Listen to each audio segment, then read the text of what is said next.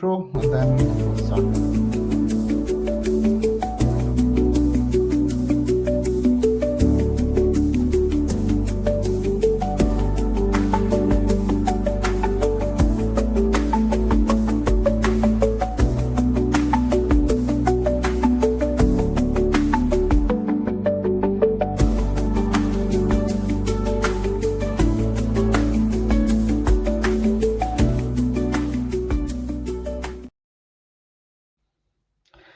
Hey! Welcome to a new episode of SDV Coffee Talk. After a long summer break, I have two exciting guests with me, Robert and Emil. Florian cannot join, unfortunately, because he's on a conference at the moment. But I think we have a lot of topics to talk with Emil and Robert together. I think it will be an exciting session. What we will talk about is actually our topic is around. We will have an introduction round, and we will talk about the EAA a little bit. Recently happened. Emil was there on the conference, and he will just give some insights. Then we will switch to an integration topic in SDV. This is a very hot topic, actually. How OEMs deal with that, and if they are ready for doing this. Let's have an introduction round. A disclaimer from my side. I mean, everything what I say is my own opinion and has nothing to do with my employer. Yeah, let's start. Emil, you want to start? Sure. Thanks, Fatih, for inviting me, and an honor being here with Mr. Broken testing Robert himself. So my background is engineer by training, but I've been doing sales and business development for quite a while, and started out in mobile phone area, but then 2007 I was working for a Swedish company called TAT, the Astonishing Tribe. We were doing like user interfaces for mobile phones, and then the automotive start to knock on the door. We have crappy UIs in the cars, you have good UIs in the phone. How could we get the similar look and feel in the cars back 2007? So and I've been doing automotive since then. Nowadays I'm with a Swedish startup called Remotive Labs, so we are doing a vehicle simulation platform. So that was the short intro from my side. Thanks, Emil. Then I will take over. So hello, everybody joining this SDV. I don't know why it's coffee talk. It should be a beer talk. That would be better. Could also be alcohol free. Okay, sorry, I was not aware of that party. So let me shortly introduce. So my name is Robert Fay. Since a half year, I'm also known as Mr. Broken Testing. My hobby is to think and talk and do testing. At the moment, I'm the product management responsible for the TPT solution. That's a test automation used in automotive. And I have a long footprint in automotive. So I made my diploma thesis at VW Group, joined a software company within the VW Group, the Carmack. Spent there more than 10 years as a developer, engineer, project manager in software projects, bring several components into series, got a team lead, got some kind of a director, setting up integration development toolchain, changing or going to carry it and helping to set up IT process, method, and tool in the carry it. And left carry it in 2021, going to PikeTech. PikeTech was the vendor or the original vendor of TPT. And PikeTech was acquired by Synopsys closely 2 years and 2 months ago. And now I can do what my heart feels are doing in explaining testing in the best way for automotive. Cool, thanks. I mean, we want to actually talk about integration problems, but probably, Emil, you can give some impressions from the recently happening IAA. You were there. What was there? Something new, something disruptive the OEMs brought? What's something interesting there? Or some boring stuff? I don't know. I would say it was a good mixture between stuff. So, it wasn't like pure tech. It wasn't like pure automotive, but it was like a mixture between tech companies. So the big ones were there, like Amazon and Google, and they had a partner network. So there starts to be a movement connected to collaboration, because people start to figure out we can't do everything by ourselves. Let's focus on what I'm best on, and then bring partners in and collaborate on the stuff. And still seeing that the automotive guys were there, and actually a big German presence as it was in Munich, but also many Chinese players there. So it's a mixture between a lot of different things. And I thought that was let's say a nice feeling, because when you're bringing up a new vehicle, it's a combination, right? You still need the good hardware, and you need to be able to bend metals and have a good feeling inside the car, but we're filling the car with more tech and software as well. Okay. So that's the Was combination. anything disruptive actually? I mean, something really new, what you say, where you can say, wow, this is really impressive also, or just the old boring stuff, you show a new car, I mean, I think nowadays we are used to have this disruptive things, if there's nothing new, then it becomes somehow usual stuff. I'm not sure. I mean, if there was something similar there. I think it was a bit disruptive is to see all these Chinese players in Okay. Germany as well, and they're coming like from the tech industry as well, and some naturally they have the automotive background, but some others they really don't, coming from the EV world. And now everybody's talking about how can they squeeze out cars in a year and a half. We need like 4 years instead. So many people are starting to talk about China speed and how can we achieve it. So it's like the combination of SDV still exists and talking about SDVs, but still, okay, how can we reach China speed? We need to be able to squeeze out things much faster. But what is meant actually but I mean, I hear this very, very often, or read this in posts on LinkedIn or so, China speed. What is actually meant by that? I mean, what exactly is meant by China speed? I think my impression is that traditional automotive OEMs, they need like 3-4 years to squeeze out a new model, right? While the Chinese can do it in a year and a half. So thinking of, I need to be much faster. But I'm not sure that that's like the key thing. Do traditional automotive OEM need to squeeze out a car in a year and a half? I don't think that's like the main point. Main point is having control over your own destiny. If I'm saying, okay, I will develop a very advanced car, I want it to be launched in 2.5 years or 3 years, but I want it to be launched then 3 years, not a year too late, because then I'm not controlling my destiny. Okay. Robert, actually, what is your understanding of this China speed? I think you also somehow hear this very often, probably also from your perspective. Yeah, everybody talks about that, but yeah, exactly. I think there is not really a definition for that, or I'm not aware of a clear definition. But what we see is a lot of models, a lot of types are coming in a very fast frequency on the market, and that is something I just discovered a couple of weeks ago. There's a diploma thesis of a student from VW Group explaining that the goal of automotive OEMs is to reduce the time to market for a new model and introduced simultaneous engineering. This diploma thesis is 20 years old, and he said that was like 4 years, 3.5 years for starting a new car project until it's until the SOP is until the you can go to market. And that is a wish of all the automotive OEMs ever. So they ever try to build faster new cars to get faster into market, because that increases the sellings. But there is one thing which comes in my mind. I mean, if we say, for example, okay, faster, yeah, it's fine. Also, Philip Ahmad is also in the. He's one of. He wrote a comment that he was also a guest in one of my episodes before about open source, and he's writing from requirement to SOP in 50 months. China speed. I mean, this sounds very impressive actually, but I think. I mean, I work also in this area not so long like you guys, but also a couple of years. But in automotive, we have a lot of regulations, a lot of regulations, safety, security, whatever things. And fulfilling all these regulations needs some time. I mean, it's not so easy. And I don't know how this China OEMs can do that actually, how they can fulfill all this stuff in 50 months.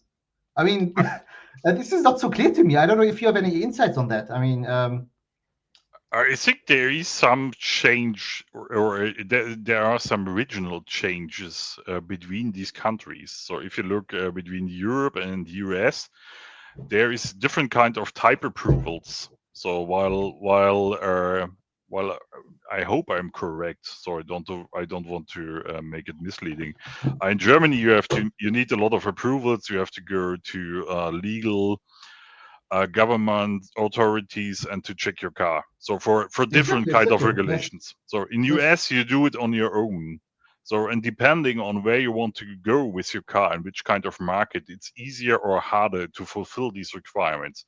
And as you know, it's much easier to make a self-assessment than to get assessed. So everybody who made an automotive spice assessment will know that internal assessment is quite easier than external assessments Yeah, because yeah. they look or they have another kind of controlling. They have another kind of what they are looking for, and they will find things. So and if the market entry is quite easy in China, then of course you can go faster into the market. And Okay. I saw also in the announcement you saw there are also some problems with this car in China. So it's not that everything is gold in China. So they are Mm, quite fast mm. going into the market, but they also have recalls and they're also This is struggling exactly with my a lot of point. This is topics. exactly my Mm. point. I mean, you can be fast, but if you have to, call back many, millions of cars, I mean, what is then the advantage? Because this is cause again costs, a lot of costs, and this is not so easy. I'm not really sure if this is the right way because everybody is talking about China speed, and I'm quite skeptical with that, to be honest. I mean, Emil, I don't know if you have any insights from your side Yeah, I'm about not sure this. there is like a balance between, okay, do I want to develop the perfect car and that takes longer time, or I squeeze something out that maybe misses a couple of features, but I know if I have OTA possibilities, I can update it afterwards. But I think also like maybe there isn't the need from those guys to actually optimize everything. So like instead of like going to the chipset vendors, okay, I want this and this special solution, then I should say, okay, what do you have off the shelf? I'll take your more or less standard SDK and then I implement it in the car. So that's also a way of like saving development time. Do you want the perfect solution or something that's okay, this fulfills my need, I'll go with it. Yeah, but how this can be explained then? The prices of China cars. I mean, these are up to date cars actually, but for tiny portion of the money you would pay here in Europe, for a European car. How this can work? I mean, I don't know. They have to, in my opinion, they have to cut somewhere. I mean, you cannot make a car cheaper and cheaper because the production costs are more or less the same, I guess. And with all, if you want to consider safety, security, all this stuff, we will come later also in the integration process. I think this is also quite important there. I think the cost must be similar. I mean, I cannot understand this actually, where this small, these cheap numbers for prices come from. I think one of the biggest driver in development is man-hour price. So and if we go to China, it is cheaper, so you can also spend more workforce for the development of cars. So that is, I think that is quite clear. So we know that in Europe the prices are more. I would say it's 5 to 10 times higher than in some Asian countries. So like I Mm, heard, for example, I know from testing, so testing services in India for unit testing, I heard from prices, so it's $18 an hour, and sometimes it goes beyond $8. So from Vietnam and from India, so that is prices you cannot compete with Germany because of mm, our regulations. So workforce is also one of the main driver of development costs. So mm, what should be comparable is cost per parts. So if you mm, find mm, suppliers developing also in, let's say, low cost countries parts of their car within this country without, let's rethink how bigger tier ones are developing components. They try to find multiple OEMs taking the same kind of let's say body controller or motor controller and want to deploy to multiple customers, and that needs variants in the software, needs variants in the infrastructure, and you can save a lot if you go down with your process and quality requirements. So that, I think that is a mixture. So a mix of processes, quality, people, workforce, what is available. So multiple reasons. But And I mean, yeah. and Go Andrew ahead. Bullen said everything is cheaper in China. Thanks, Andrew. Yeah, but the thing, I mean, were there any promises from the China OEMs on the ERR actually? I mean, that said we are better, we are greater, we are something. I mean, what was their slogan more or less, and what did they? How they want to attract people? I mean, with the prices only?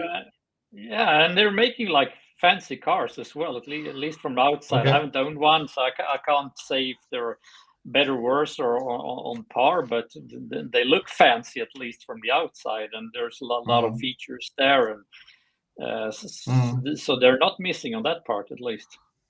Okay.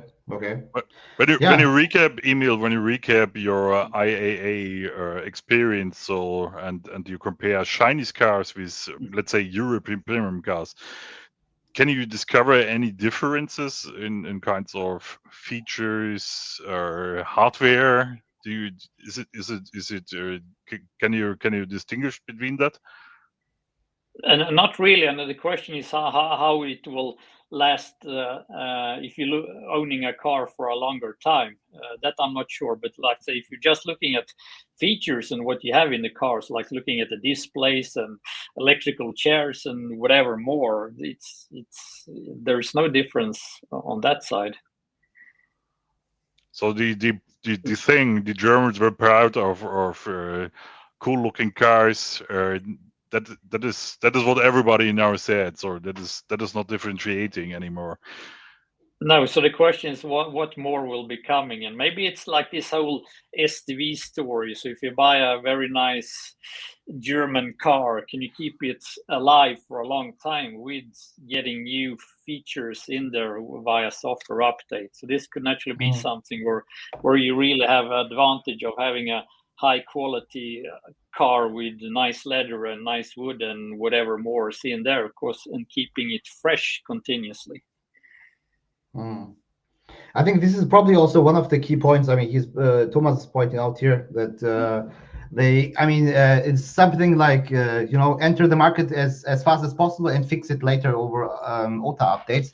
I think this is still a very big issue for all OEMs in Europe, especially having a stable OTA update procedure. I think this has also to do with what we will want to talk about today, about the integration challenge, so to say. Where do you see actually, Emil, the European OEMs at the moment with this topic? I mean, integration in this context, because they have a lot of problems, I guess. I mean, in general, and then like going back to like everybody's talking about SDVs and we want to reach China speed, but what's actually being done? And if you're looking into this, okay, maybe we don't need to develop car in a year and a half. Maybe it's good enough with 2 years or 3 years, but to know that, okay, when I set, okay, I want to launch the car, then it should be ready. Because then if you're looking into the model, like we're used to working right now, so you have an OEM that creates a specification, and then they send a spec out in Excel sheet, whatever, to their suppliers. That's fulfill. Okay, please, Mr. Tier 1 supplier, fulfill this Excel sheet for me. And then you're following the V model, you're developing stuff, components, and then you're starting to test some smaller pieces. And then at the end, 2-3 years later, OEMs getting all the pieces from the different suppliers. And then, bang, integration, nothing works. Where's the issue? Nobody knows because we didn't test the system. This is such a known story, actually. Yes, it's like the Big Bang integration. Yes. And it's like the chances that will work with getting, It's regardless zero. if it's Zero. if it's 100 different ECUs, or if you have a domain controllers or zonal controllers, doesn't matter, right? It's the same number of application. It's maybe a bit easier to test if you're developing a bit bigger chunk of it, but it's still the same issue, right? The software becomes more and more complex. There's more software in the cars, and you're getting more and more intertwined interactions between different applications. So, and you need to start to test this from day one. Yeah, but Emil. this is also a problem of ownership, I think. I mean, this is because if you give the ownership to your suppliers and say, okay, deliver me just the software, I think you will never control the integration process itself, because you're not owning it, and you will face a lot of issues because you have hundreds of suppliers, and they use the same. I mean, you need to be sure that the interfaces are the same. I mean, otherwise your ECU network will not work. I mean, this is for sure. Maybe, Fadi, I can share another story. I was on a IEEE event on a conference, and I shared the same story. I made some analysis from a normal OEM and how the integration process works, and I can share some insights. So there are already tests. So if you look on an application development team, you see, let's say it's 5 to 10 developers, and there is a testing team, and they do a really great job. So they develop on the software. Mostly it is also product driven. So that means they iterate over multiple hardware generations into multiple ECUs. So these application teams are already working for what we would say, what should be the working model for the entire SDV. But then there's the problem, and that is always the handover point from an application team to an integration team. And let's imagine, just for a moment, let's say there's only 5 applications on top of an operating system.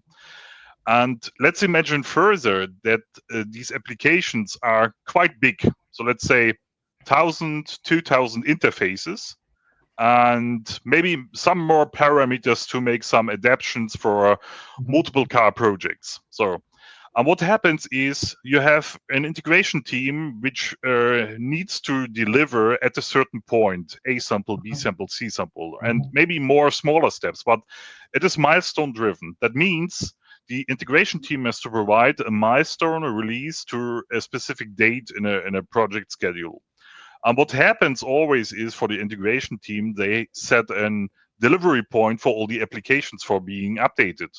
And that is a manual handover. So imagine on, let's say, 1st of October, tomorrow, 50 application teams hand over their release they develop for the last 4, 5, 6 weeks, makes lots of updates, changing interfaces, and now the integration team has to update these components. So if there is no update strategy, if there is no abstraction, if it's not some kind of a POSIX application where everything is connected automatically, if it's out of the software components, you have to rebuild everything. There's a new interface, you have to connect it to another application, you have to connect it to a diagnostic system. That is work somebody has to do. And now imagine further, the guy who does this job, connecting all these pieces, he is normally, according to the process, he should set up some integration tests.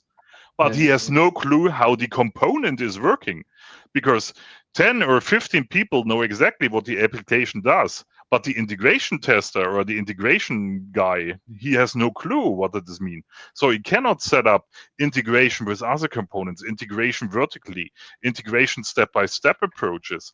So there is a missing really big bang integration. So connect it and pray, make some reviews, pray, ask for help, pray.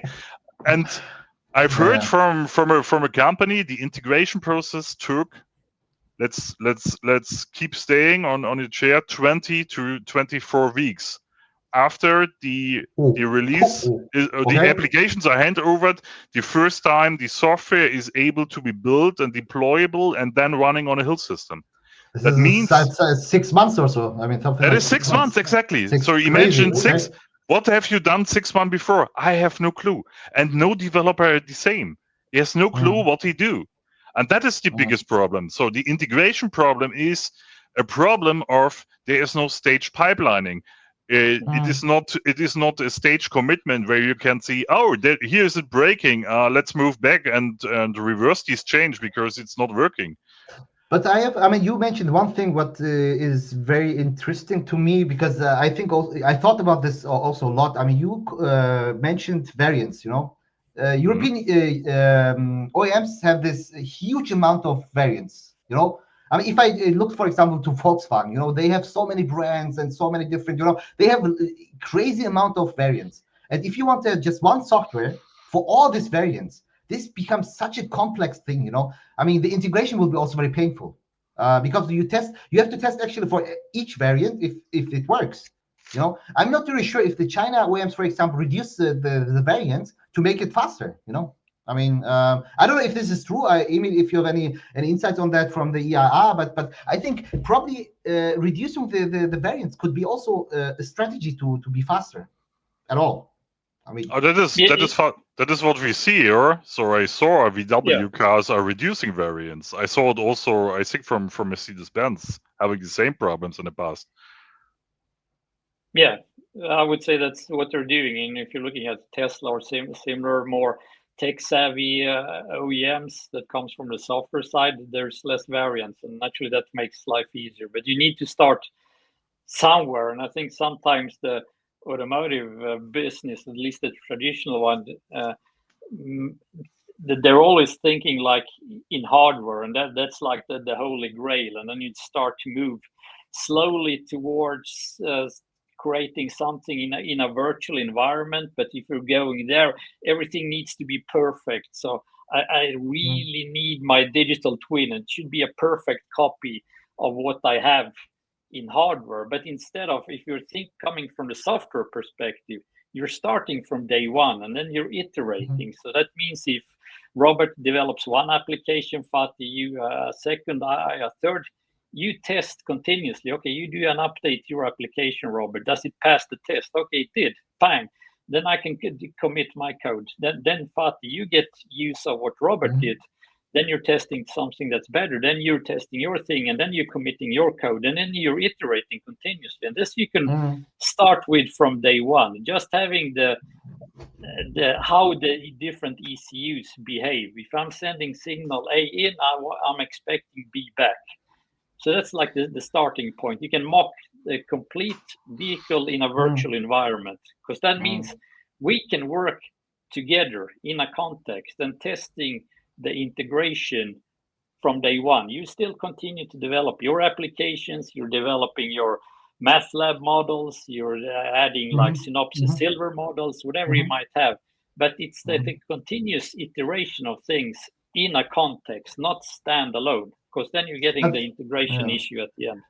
I mean, integration, I mean, this you talked about this a couple of minutes before. I mean, this digital twin, having the car, so to say, in the cloud to have this integration beforehand and so on. Is it realistic to achieve this? I'm just asking. I don't know. I mean, I'm just asking. I'm curious about that, because I hear also a lot of people talking about that, having a digital twin in the cloud, and you have a parity between cloud and vehicle. I mean, there is also, I mean, I think this is also the claim from Sophie, this industry initiative to have this parity in cloud and vehicle. But I'm not really sure if this is achievable at all. I mean, it depends on what you want to achieve. So, and I would, from my side, I would like to see a complete mindset, and maybe I'll get some more software guys on this track. Like, the car is still the hardware, but think of if the reference was in the cloud, in the virtual environment, and the car becomes the physical twin, because then you have the reference in the software environment that you're just spinning off to the hardware. Naturally, there is differences, and there's more granularity in hardware, and you still need all the heel rigs and stuff to test things. But from a functionality perspective, you can do all of that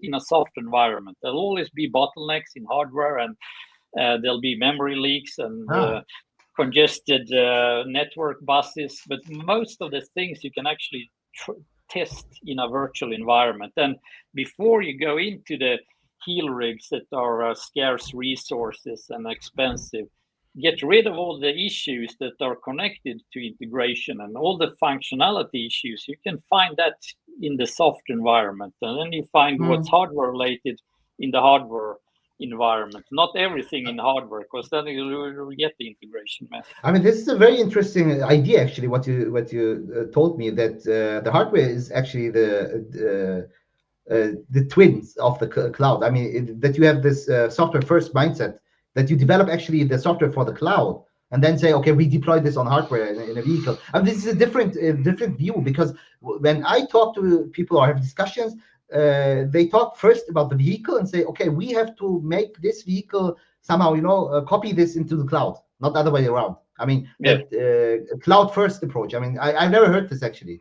This cloud first approach to say, okay, we actually develop the software of cloud, but it will be deployed on the car later, if it's mature enough. But let's be careful. So the reason going into cloud and having a digital twin is to ensure fast feedback. So that is the reason. So it makes, from my point of view, it makes no sense to check what some people have in mind, any small change in an entire car setup, because you also have to maintain, you also have to be able to check that. So going back to these high integrated ECU with 50 applications, I've heard from one customer setup, from the outer interface is on a plane. If you make it plain, it's like 100,000 interfaces. Oh wow! Okay. So on a signal level. So within CAN, within LIN, with IOs. So if you have to stimulate that, so that is not really a fun job of a tester. So and for that you need a rest bus simulation to get it in an up and running mode, and then you have to do a lot of actions. But that does not mean that you are able to test everything, because there are so many connections within the software, especially on your operating system, which is not able to stimulate from outside with a black box testing. So it is necessary to split it, to split your entire stack into, let's say, into slices, and the slices must be testable. And the good news is, if it's in software, you can rely on the results. If it's a deterministic system, you can rely on the results, and you can go from one piece to another piece, integrate pieces together. It's also so-called virtual ECUs, level 1, 2, 3, 4, 4A, 4B. And so you can enable from small to big. And that is the real key to get fast feedback, because what everything is small is easy to test, is easy to slice, is easy to check because of number of interfaces, exhaustive testing, and so on and so on. And then you can rely on these tests and can build a stepwise integration from small parts units up to the entire vehicle level. And of course, in some reasons, you need some checks also on the fully integrated full stack, but it will not check the functionality on a full stack. That is something you already have done on an application layer integration, and then you go, does it work? And you don't have to repeat all the tests. You just repeat a little sum of the existing test set and make a recheck with the new interfaces and check the connectivity in a back-to-back approach to have a validation of your previous test stage. So that's the idea. I have a very fundamental question, actually. I'm questioning very often this, but I never got the satisfying answer. Let's discuss it here. I mean, I think one of the biggest problems we have is that a lot of communication in a vehicle happens over signals. Signal communication is a quite tightly coupled system. You have multiple ECUs. If they use some bus system like CAN, LIN, FlexRay, or whatever, it's tightly coupled. And you cannot isolate it, test it easily. I mean, and I challenge this often to replace actually the signal-based communication with something else. I don't know if you have any ideas there. What could be a replacement for that? But I think to be more, modular, that you have modules which you can test independently and develop independently, and have very clean interfaces where you can say, okay. If the interface, this interface contract is kept by everybody, it will just work. The integration will be much easier. But I think this signal-based communication is a big problem in automotive. I mean, but I don't know if you have any opinion on that. If what should be replaced? I mean, if there is any replacement there, or I don't know. Maybe first question, Fadi, is what do you understand about a signal? I mean, all the communication about, so for example, CAN bus, all this communication which is happening about the bus system, like CAN, LIN, FlexRay, Okay. all this. This is making components very tightly coupled. Mm-hmm.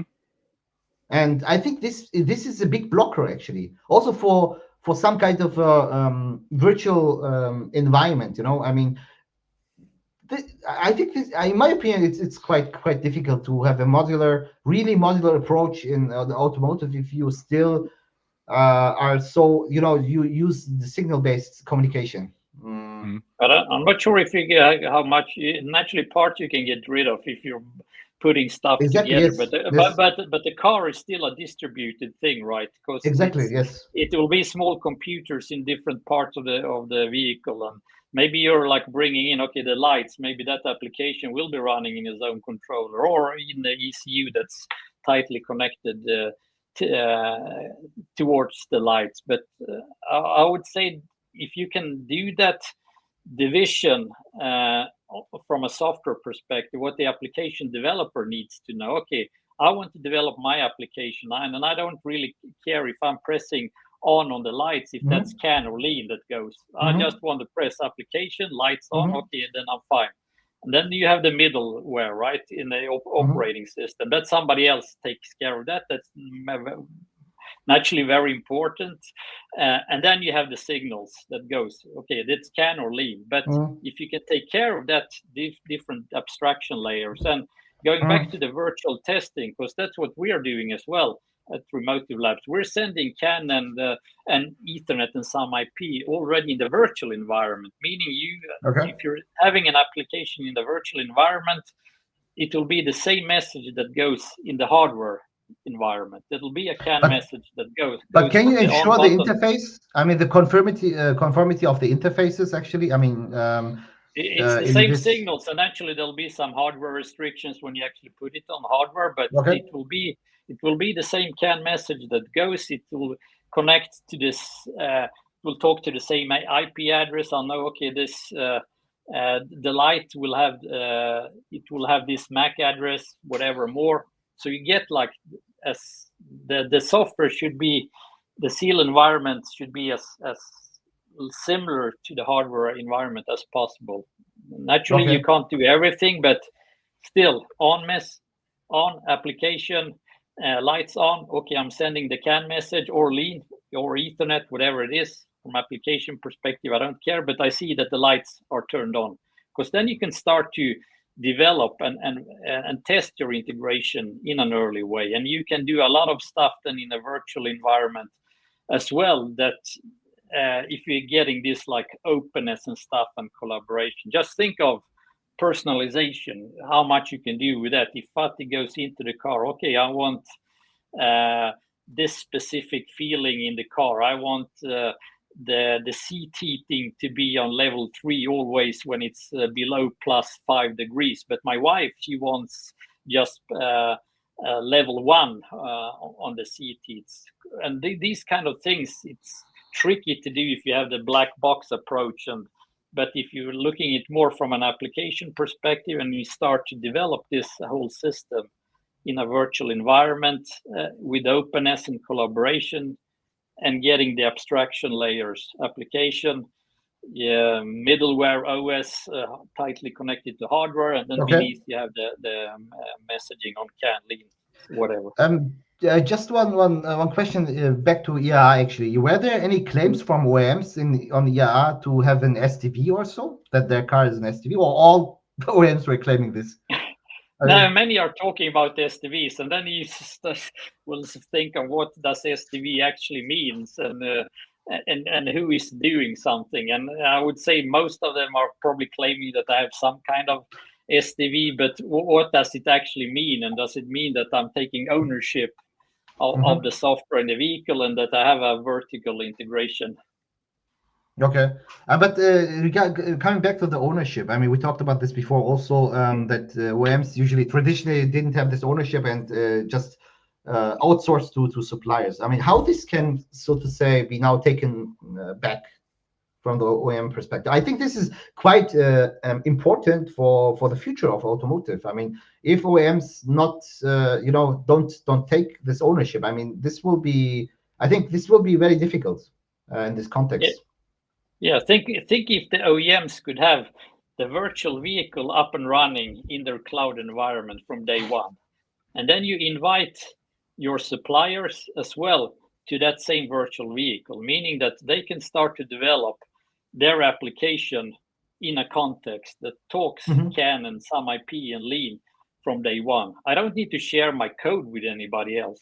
That could run like in a container in a black box, but at least from a messaging functionality perspective, I would get the right behavior, because then you can have supplier A developing ECU A and supplier B testing ECU B, and then OEMs have their own development, because then you can test everything and iterate continuously. I mean, this digital twin will be, so to say, some kind of collaboration platform for all contributors, so to say. Correct, because then you can get in like all partners, because it's not all OEMs that want to take the actual software development in-house of everything, but at least then you get the ownership of it. You can control things. And instead of like sending Excel sheets to the suppliers, you more have like this is my executable specification. This is the behavior of the ECUs. These are my test cases. You should pass them. And then you can continuously iterate. It's much easier than to update. Okay, this test cases, I have some improvements in it. Get it into the virtual environment. You should still pass it instead of sending out Excel sheets. There is a very concrete topic question from Andrew actually about this virtual testing. Are also timing issues addressed by virtual testing? I mean, I cannot believe this actually. Naturally, it depends on how you do things. This is one of the tricky things as well, but it's always, is it hard real time or not? Yeah, I would say maybe it's not if you're running in a cloud environment or on a Linux PC. It's tricky in that sense if you're sending CAN and lean and some IP over a network to get hard real time. But from a functionality perspective, you can still reach a lot and with applications talking to each other. Or they can give an update. So there are solutions where you can provide the deterministic behavior and where you have an own simulation time. And in the simulation time, you are able to provide messages on point. You have to define what the simulation time base is, or for example, microseconds, or if you go beyond microseconds, it gets more and more worse for the execution time because you have more samples to calculate per second. But it is possible, and that is possible with tools like Silver and DPT. So they are provided out of the box to get the simulation time on early stages, even on unit level.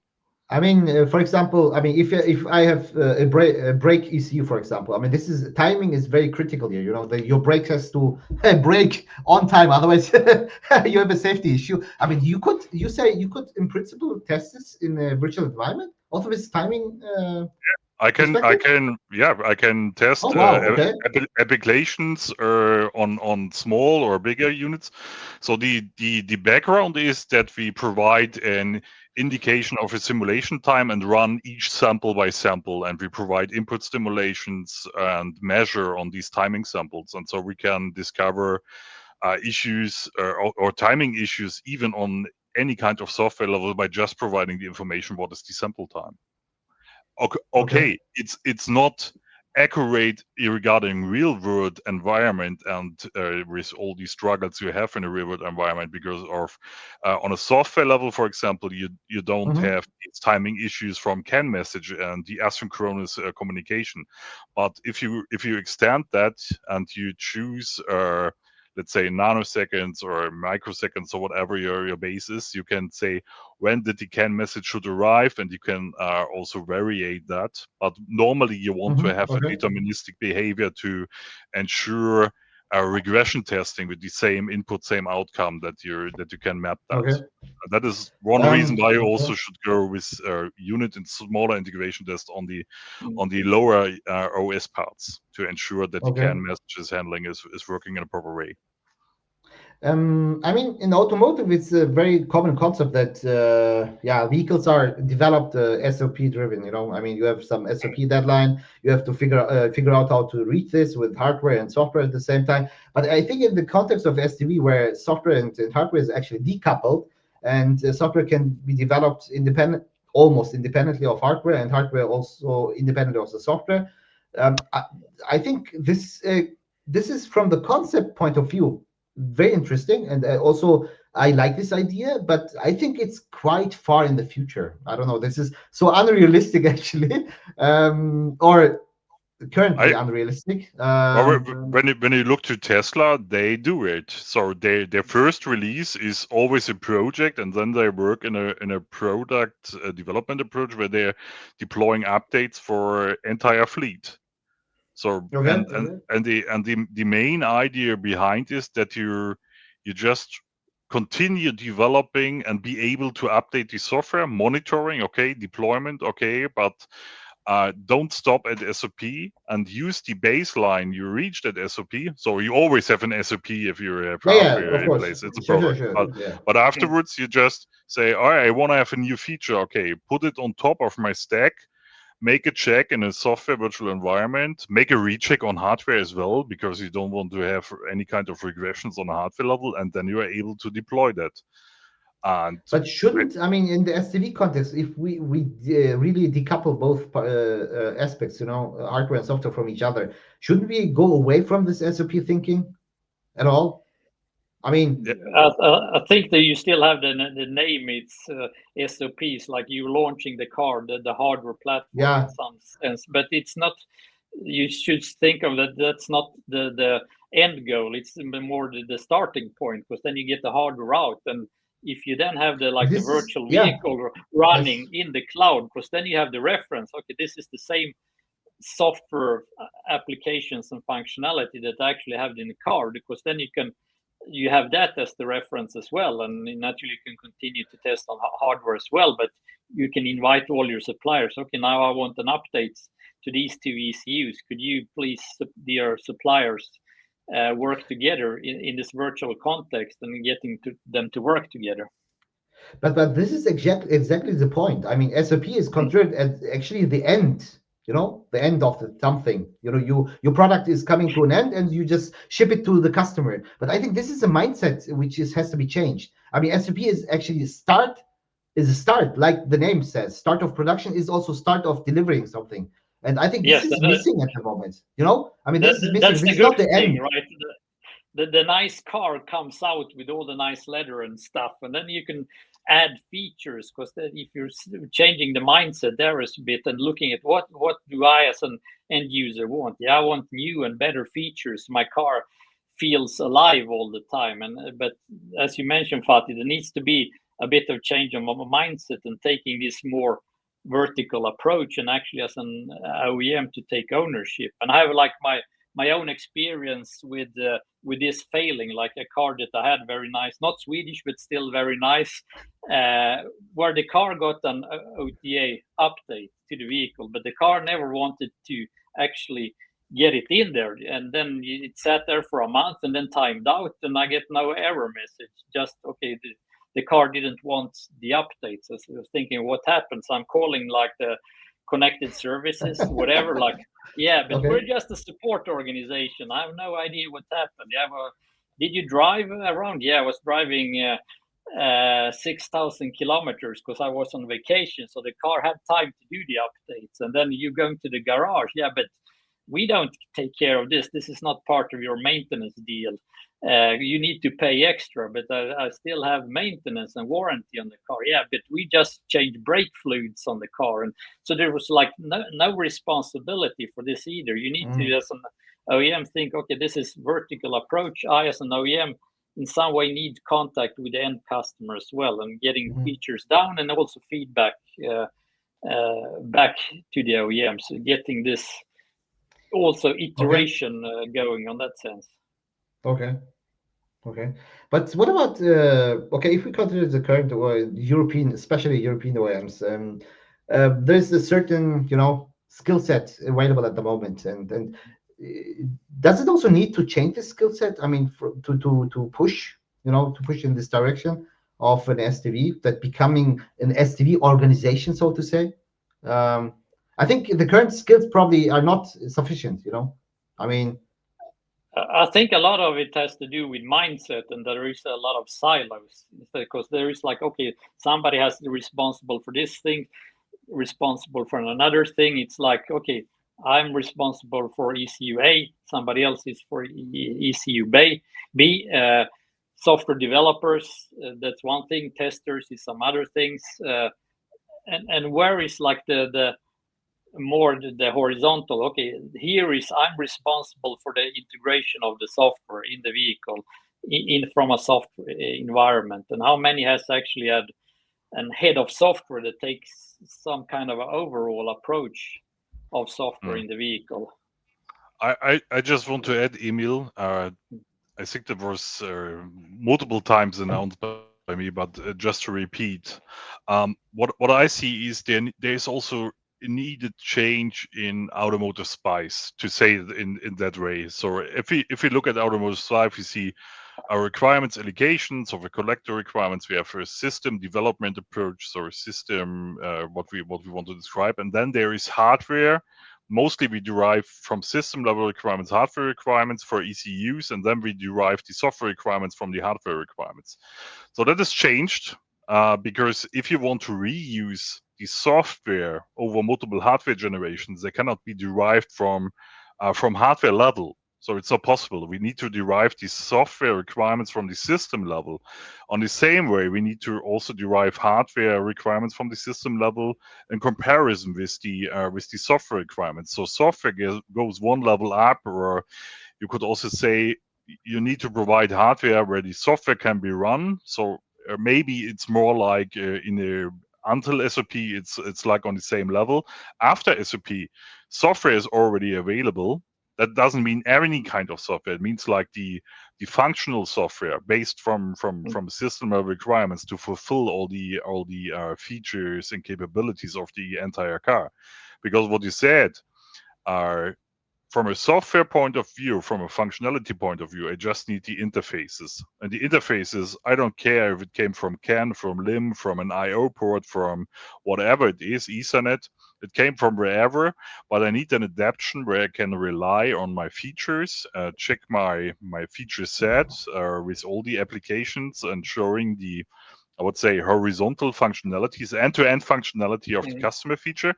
But I also have to integrate it into the hardware. But if my hardware changes over time, more power, different kind of interfaces on a low-level communication driver, so it must be adaptable, it must be fast enough, it must be safe and secure, but I have to deploy my software, let's call it software platform, on it, and that has to work. And then I have to describe on a, I would say, hardware or a software interface, and there are software parts above platform and beyond, which is like the abstraction of the hardware capabilities to the software platform to provide the necessary interfaces for the features. And that needs a lot of changes from architecture perspective, from all the software development approach, maybe new or other principles in the tooling, and different kind of integration strategy for hardware and software. So there's a lot of to do. And if you go long term with software, from my past experience, it is always a good idea to go with experts, knowing the system context, knowing what's happening in the car, knowing what's going on in the hardware, what can be happen. You need experts, and you should not change the experts. If you go into financial purchasing, we have these sometimes 2-3 years contracts with suppliers, which are having sometimes an experience over 10 years into software application development. And now they're all cut off. I think a lot of people know that for cost reason. And you lose a lot of competency of knowledge about your tooling. And then you go to there are really great people in India and testers. I know a lot of them, and are doing a really great job. But what you cannot buy is 10 years experience of your in-house developed competency, network to people, relationship, people drinking some beers on events, knowing each other, trusting each other. That is what you lose when you cut it off. And that is also something OEMs, tier ones, manager have to keep in mind. That is really important to have these experience in-house or available with long-term partnerships, however you want to set it up. Yeah, and it's probably going back to like taking the ownership again, because that's also connected to people and getting a mixture between the old automotive guys that actually knows the system, but also like thinking of, if there's more and more software in the vehicle, how can I attract software talent from the outside as well, from the tech companies? And probably you do that in a more open way as well. Can I use standard things that are already out there, programming languages that everybody else is using, and not making stuff up that we in automotive have been doing a bit, maybe too much sometimes, with proprietary things continuously, because then you can attract software people from the outside as well and fill in the gaps. Okay, now I need somebody developing this cool application. I have just read this interesting comment, actually. I mean, from Mark Alexander. SOP may not be a finish line for software, but I wonder if we can come to a point where it isn't a stop for hardware and other parts. I mean, I understand it in a way that you have your car, and the hardware is developing further. I mean, it does not stop. Your head unit is developing, your brake ECUs, everything also on the hardware level develops like the software. I mean, we always talk about software in the SDV context, but I think it's also important to consider that hardware should also develop. For example, if I want to upgrade, my head unit, it should be possible. I go to the garage or even I can do it. I just order by Amazon the head unit, and put it in my car. Like I can do it for my laptop. If I want to upgrade my laptop, I don't know, the RAM or whatever thing or hard disk, I just order it from somewhere and then just plug it in and it's upgraded. But I think this would be my dream, actually, to be honest. But I'm not really sure if this could be a way, or if this is achievable in automotive at all. That software and hardware really independently develops further after SOP. I mean, software for sure, but hardware I'm not really sure. Yeah, there is actually also hardware changes to it, and I know that there are like infotainment system that's like pluggable, so you can actually change the hardware it's running on as well, because then you can get a more powerful chipset to run, because then you can run more fancy new things that you didn't know 5 years ago that you would need. But then you just in the mindset there as well. Okay, I need to put this infotainment box should be easy reachable, and some kind of plug-in infrastructure. Okay, I have an easy Ethernet switch I can do, and then I can go to the garage and pay whatever X amount of euros for it, and I'll get a new hardware that's more powerful, and you'll get a more snappy experience in the car. But I'm not really sure if this is possible nowadays. I mean, at all, because if the car is shipped to the customer, it's done.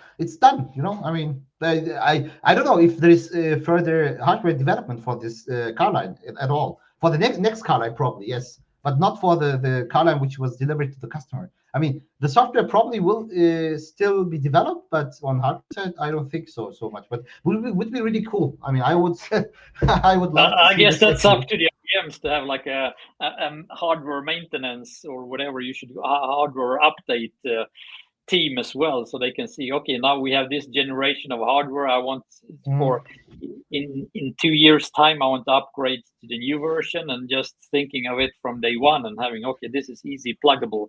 I can exchange this hardware, actually get the new chipset from my vendor up and running as well, with double performance and more features in there. We're almost at the end. I mean, I have so many questions still. I mean, the long list of topics are still open. Do you have any last words you want to share with the audience? I just saw one comment from Alexander, or Mark Alexander, that software requirements in automotive are not derived from hardware requirements but from system level. Yeah, that is right.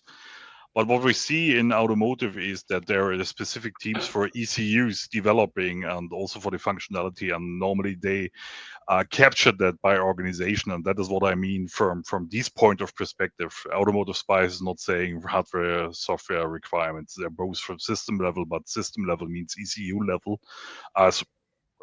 Especially from my past experience, maybe it's different in some other organizations. But we see, maybe my last words for today are, it's a quite interesting topic. We have a lot of knowledge, especially in our comment list. So I'm really happy to be part of the podcast today, Fatih. Thanks for the invitation. Yeah. Emil, was a great exchange with you. Looking forward for further discussions. We should definitely continue. We should definitely continue this conversation soon. I think there are a lot of questions, also a lot of topics we have to talk. But Emil, I just want to give you also the chance. Finally, and thanks for the invite. I think it's a lot about collaboration in this business. Like a car is a complex thing with this distributed thing. So how can you start to collaborate in an early way? You shouldn't think silos.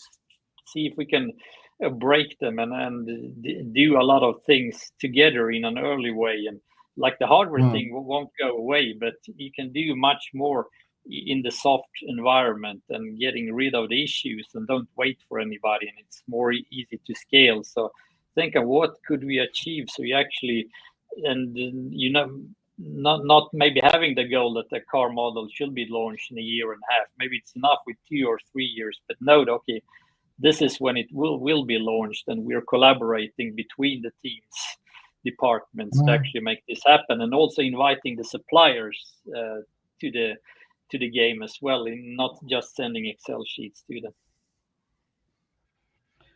These are great last words, I would say. I mean, I take away collaboration as the future for SDV. I think.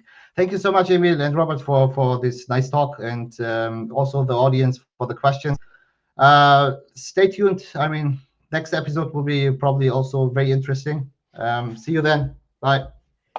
Thanks, everybody. Bye. Bye-bye.